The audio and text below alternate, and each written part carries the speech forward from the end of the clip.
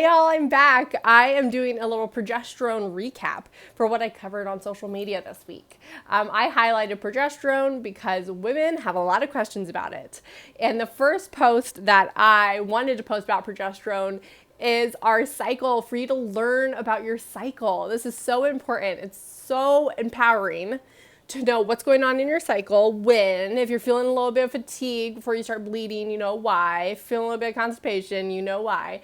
It's very important to know your cycle. And so with this graphic that I shared, day one of our cycles as women is starting with our bleeding. The first day you bleed, that's day one. And then it counts all until the day before you start bleeding again. And that's how you'll know your cycle length. But I'm talking about hormones. So, what you see here, and I shared, you'll see that estrogen rises during your follicular phase. Your follicular phase is the first half of your cycle. Then you hit ovulation, and then your body is checking in to see if you want to reproduce. Hey. And then after we ovulate, we release our progesterone, and this is the star of this week, but it is the star to many, many healthy benefits. And then it's just a repeat forever, women, until we hit menopause, right? Which is a whole other topic. The second post I talked about was the nutrients that are really needed for progesterone. These can be B6, magnesium, zinc, vitamin C, vitamin E, your fatty acids, your cholesterol. Well, honestly, all the nutrients are needed, right, for healthy hormones. Because if we take a look back, we can use every single nutrient to the cellular process of making ATP. That's cellular energy. So these are the ones that I found studies on, though, that really benefited women, found if they were deficient, and really just correlated some relations with progesterone. A couple of these with nutrients, they can be directly helping or indirectly helping. So B6 is really vital for the development of and I hope I don't butcher this, the corpus luteum. I even looked at the word. I think I said it right. That is where the progesterone is made. So being able to support that development of, let's just call that the factory of progesterone. Why not? That's going to help support healthy progesterone levels. Zinc also helps increase FSH, which is also needed for ovulation. And then when we ovulate, we produce progesterone. Cholesterol is a backbone to the hormone. I'll talk about that in a second.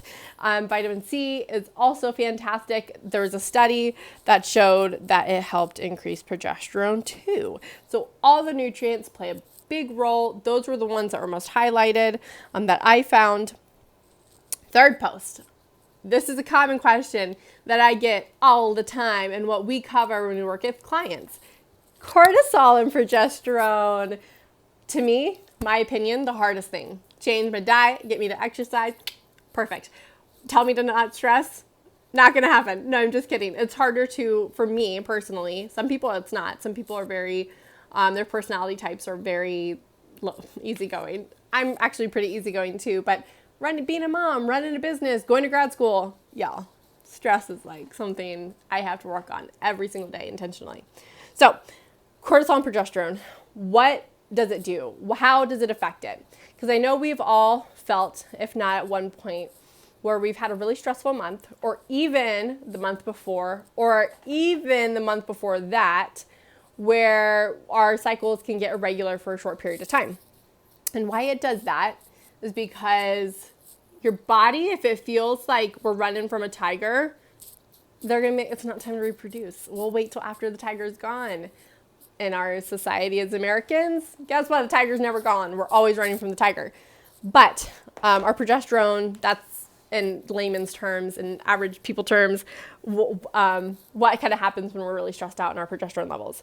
Now, on a scientific level, cortisol high cortisol, which is our stress hormone. Sorry, I gotta back up a little bit. That can increase this enzyme called aromatase.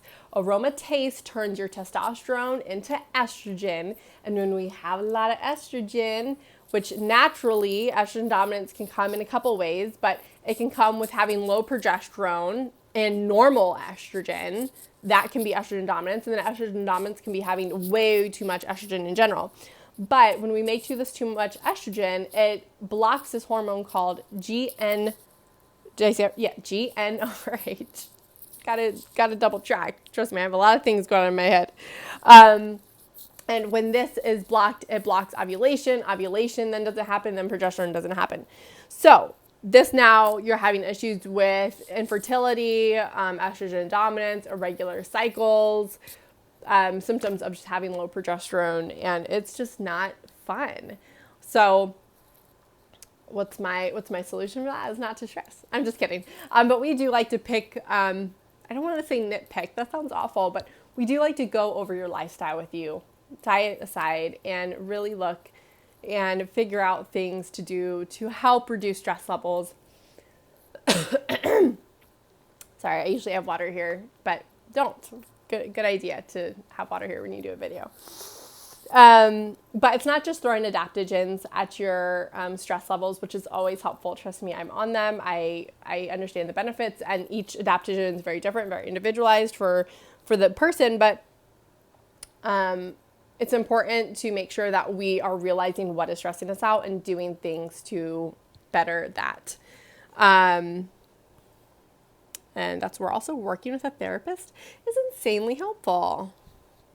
Okay, I'm pulling up my next one. Increasing cholesterol. In this society, we are so demonized. We demonize cholesterol all the time. Cholesterol is bad. Cholesterol is not bad.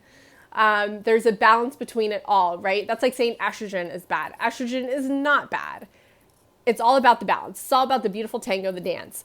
So with cholesterol, now I did add a couple of foods like healthy fats from like wild-caught seafood and healthy fats of olive oil and coconut oil. Yes, you need to balance out. Variety is key in a lot of different aspects of health. But diet actually only affects cholesterol 20%. The 80% of your cholesterol is made from your liver. So it's more of your liver influence. So what we need to be, whenever anyone comes to me with either low or high cholesterol, we got to look at liver health. Yes, some supplements can help, like milk thistle and dandelion root, but a lot of the times we need to look a little bit deeper and really place out what you're eating, what you're doing, how your lifestyle is, exercise, sleep, stress, the whole shebang, right? Avoiding statins, of course, as that lowers cholesterol. You just don't want to lower it too much. You definitely don't want to get your cholesterol below 150. And then also an aspect to think about is doing things that lower cholesterol too much, like taking excessive fiber, taking fiber supplements. We kind of all got to address it. So cholesterol is not a simple like eat this, don't eat this, that kind of thing. It plays a little bit of part, but your liver health is really, really important, which is one thing that I love about the dried hormone test that we do in our practice, is because when you're able to look at how these hormones are metabolizing in our body, we're able to see those phases of detox through the liver and just see what's going on and see how you're doing. And from there, we'll choose the liver support that is ideal for you. And I know you might hate me when my answer is, I don't know, depends on you. But that's why I'm here, because it really does depend on you. It doesn't depend on what Dr. Google says. It doesn't depend on what your friend says and what worked. You are an individual. You need to be treated as such. So I'm always a little bit hesitant because I do know the habits of, oh, but I saw this worked on so-and-so, or I saw an article on it, so I'm going to buy it and try it. This is where a lot of people get discouraged, and then they start not even thinking that like food is medicine and supplements are even a viable option. You just haven't done it right. The last one is progesterone and anxiety. I shared the two metabolites that progesterone goes down, alpha and beta. Beta being the most abundant one, but alpha turning into aloe, which crosses the blood-brain barrier and turns into GABA. This is with our GABA receptors, which guess what? GABA is very anti-anxiety, relaxing, calming, anti-anxiety. So that's all I'm going to cover for today. You can always go back to my Instagram, Prettier Feed, and go check it out.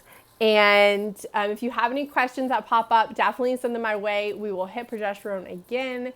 But I thank you for taking the 10 minutes to sit down and talk with me as I recap. So let me know if you have any other questions, and shoot us a message if you're ready to get started with your health.